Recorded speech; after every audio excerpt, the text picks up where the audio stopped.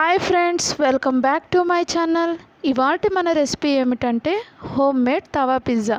ఈ home made తవా pizza ఎలా తయారు చేసుకోవాలో మనం ఇప్పుడు చూసేద్దాం. ఇందుకోసం మనం ముందుగా ఒక బౌల్ తీసుకొని అందులో ఒక గ్లాసు కాచి కొద్దిగా చల్లార్చిన నీళ్ళు, వామ్ వాటర్ తీసుకోవాలి. అందులోకి 1 టేబుల్ స్పూన్ షుగర్ వేసుకోవాలి. ఈ షుగర్ని ఇందులో కరిగే విధంగా ఇలా మనం కొద్దిసేపు కలుపుకున్న తర్వాత అందులోకి 1 టీ స్పూన్ ఈస్ట్ వేసుకుంటున్నాము. ఇది డ్రై ఈస్ట్. ఈ డ్రై ఈస్ట్ మనము యాక్టివేట్ చేసుకోవాలి. ఈ ల్యూక్ వామ్ వాటర్లో కొద్దిగా షుగర్ వేసి ఈస్ట్ వేసి మనము ఒక 20 మినిట్స్ వరకు మూత పెట్టి కొద్దిసేపు అలాగే వదిలేయాలి. అలా వదిలేస్తే ఇక్కడ నేను చూపిస్తున్నాను కదా, ఈ విధంగా మనకి ఈస్ట్ అనేది యాక్టివేట్ అవుతుంది. ఈస్ట్ యాక్టివేట్ అయిన తర్వాత మనము ఇక్కడ మైదా పిండి తీసుకుంటున్నాను. ఈ మైదా పిండి నేను ఇక్కడ 1.5 కప్ మైదా తీసుకున్నాను. అందులోకి 1 టీ స్పూన్ సాల్ట్ వేసుకుంటున్నాను. సాల్ట్ వేసుకున్న తర్వాత పిండిలోకి సాల్ట్ ఇలా బాగా కలిసే విధంగా కలుపుకొని ఆ తర్వాత ఇందులోకి 1 టేబుల్ స్పూన్ ఆయిల్ వేసుకుంటున్నాను. మామూలు రిఫైన్డ్ ఆయిలే వేసుకున్నాను.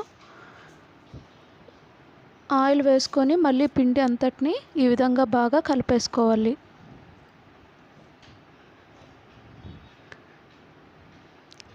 ఇలా కలుపుకున్న తర్వాత మనము ముందుగా యాక్టివేట్ చేసి పెట్టుకున్న డ్రై ఈస్ట్ ఉంది కదా, అది తీసుకొని ఈ డ్రై ఈస్ట్ని ఈ పిండిలోకి వేసుకుంటూ కలిపేసుకోవాలి. ఇలా కొద్ది కొద్దిగా వేసుకుంటూ కలిపేసుకోవాలి. ఈ వాటరే మనకు సరిపోతుందండి. మళ్ళీ వాటర్ ఏం వేయనవసరం లేదు. మళ్ళీ మీకు కొద్దిగా గట్టిగా ఉంది అనిపిస్తే మాత్రమే ఇంకొద్దిగా వాటర్ యాడ్ చేసుకోండి, లేకపోతే అవసరం లేదు. ఈ వాటరే సరిపోతుంది మనకి.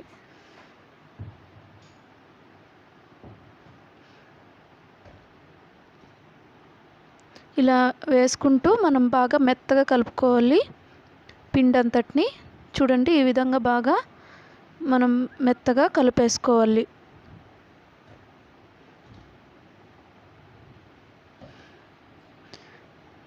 ఇలా బాగా కలిపేసుకున్న తర్వాత దీనిపైన మనము ఒక క్లాత్ కానీ లేకపోతే ఒక ప్లేట్ కానీ వేసి 1 నుంచి 2 గంటల సేపు ఈ డోని అలా వదిలేయాలండి. ఈస్ట్ అప్పుడు బాగా యాక్టివేట్ అయ్యి పిండి మనకు డబుల్ అవుతుంది. చూస్తున్నారు కదా, ఒక 2 అవర్స్ తర్వాత నాకు ఈ విధంగా పిండి బాగా డబుల్ అయిందండి. చూస్తున్నారా ఎంత బాగా మంచి ఫ్లఫీగా ఈస్ట్ అనేది యాక్టివేట్ అయ్యి పిండి కూడా బాగా డబుల్గా అయింది. దీన్ని ఒక ఆయిల్ రాసుకున్నటువంటి ప్లేట్లోకి తీసుకొని ఈ పిండిని కొద్దిసేపు బాగా మనం కలుపుకోవాలి. ఇలా బాగా కలుపుకుంటేనే మనకు పిజ్జా అనేది చాలా సాఫ్ట్గా, బయట మార్కెట్లో మనకు పిజ్జా ఏ విధంగా ఉంటుందో అదే విధంగా వస్తుంది.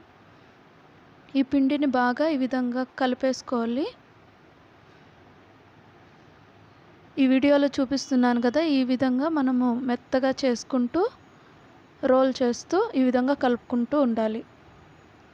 ఇలా కలుపుకున్న తర్వాత మనము హ్యాండ్స్కి ఆయిల్ అప్లై చేసుకొని పిండి అంతటిని ఈ విధంగా మనం టక్ చేసుకోవాలి లోపలికి. ఆ తర్వాత ఈ బౌల్కి కూడా నేను ఆయిల్ అప్లై చేసి ఈ పిండిని ఇందులోకి పెట్టేస్తున్నాను. నాకు ఇక్కడ నేను ఈ పిండిని 2 పార్ట్స్గా డివైడ్ చేసుకున్నానండి. ఇది ఒక పార్ట్. దీనికి కూడా కొద్దిగా ఆయిల్ అప్లై చేసి ఇలా బౌల్లో పెట్టేసి దానిపైన ఒక క్లాత్ వేసి పెట్టేసుకుంటున్నాను. ఇదే విధంగా ఇది రెండో పార్ట్. ఇక్కడ నేను పిండిని 2 పార్ట్స్గా డివైడ్ చేసుకున్నాను. 2 పిజ్జాలు వస్తాయండి ఈ పిండికి. ఇలా చేసుకున్న తర్వాత ఇలా టక్ చేసుకొని పిండి అంతటిని దీన్ని కూడా ఇంకో బౌల్లో పెట్టేసుకోవాలి. మనకు పిండి ఆరిపోకుండా ఉండాలంటే దానిపైన ఒక క్లాత్ కానీ లేదా ఒక ప్లేట్ కానీ వేసి పక్కన పెట్టేసుకోవాలి.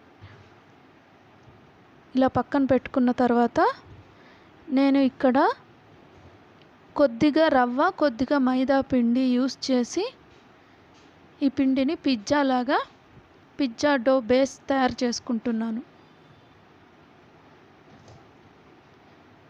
ఇలా మనము చపాతీ పిండి ఏ విధంగా అయితే రోల్ చేసుకుంటామో అదే విధంగా మనం ఇక్కడ రోల్ చేసుకుంటూ మనం బేస్ అనేది తయారు చేసుకోవాలి.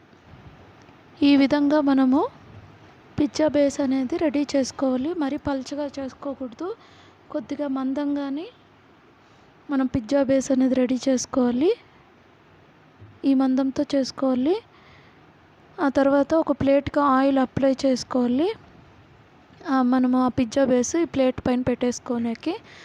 అదేవిధంగా ఇక్కడ నేను ఒక పాత తవాని ప్రీహీట్ చేస్తున్నాను 10 to 15 minutes వరకు. మన తవా పైన పిజ్జా చేస్తున్నాం కదా, అందుకోసము.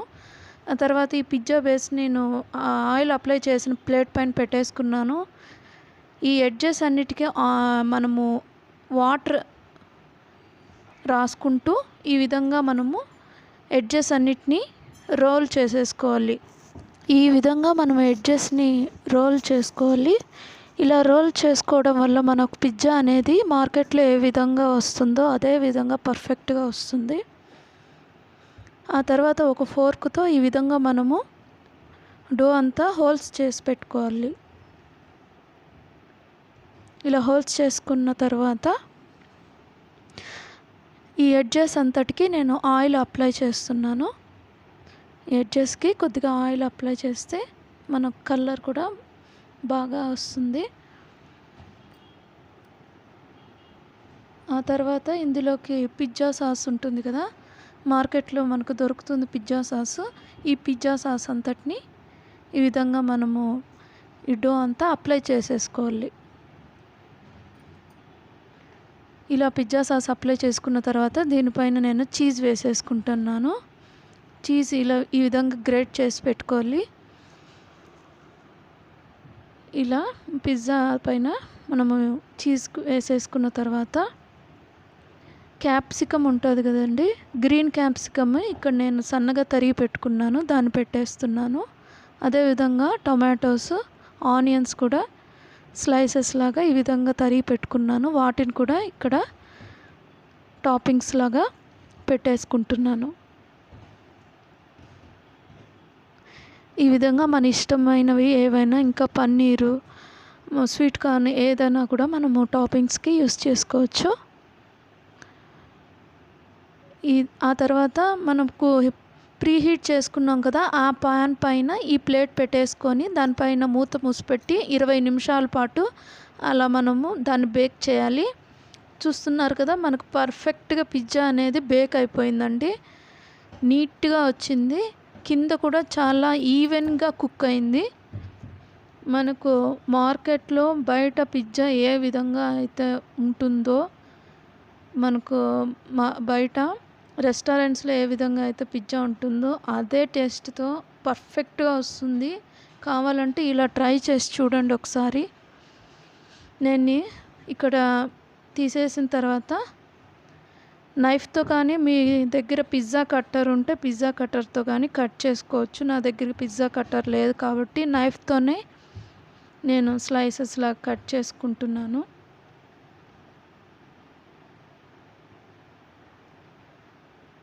మనకు ఒక పిజ్జాకి 8 పీసెస్ వస్తాయండి. ఈ విధంగా కట్ చేసుకుంటే చూపిస్తున్నా చూడండి, ఎంత బాగా ఈవెన్గా కుక్ అయింది, చాలా బాగా వచ్చింది. వెనక పక్క కూడా చూస్తున్నారు కదా ఎంత బాగా బ్రౌన్గా నీట్గా కుక్ అయిందో. మనకు పిజ్జా అనేది ఎంత పర్ఫెక్ట్గా వస్తుందో అదే విధంగా నేను చూపించిన విధంగా చేస్తే మీకు కూడా అంతే పర్ఫెక్ట్గా వస్తుంది. ఇక్కడ ప్లఫీగా మనకు బయట మార్కెట్లో పిజ్జా ఏ విధంగా అయితే వస్తుందో అదే విధంగా వస్తుందండి. ఒకసారి ట్రై చేయండి. ఇక్కడ సెకండ్ బేస్ నేను 2 పిజ్జాలు చేస్తానని చెప్పాను కదా, అదేవిధంగా రెండో పిజ్జా కూడా అదే విధంగా తయారు చేసుకొని తవా పైన పెట్టేసుకుంటున్నాను. చూడండి, ఇది కూడా ఎంత నీట్గా బేక్ అయిందో.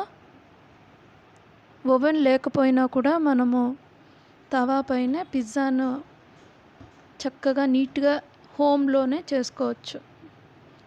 ఈ వీడియో కనుక మీకు నచ్చినట్లయితే లైక్ చేయండి, షేర్ చేయండి అండ్ సబ్స్క్రైబ్ చేయండి ప్లీజ్.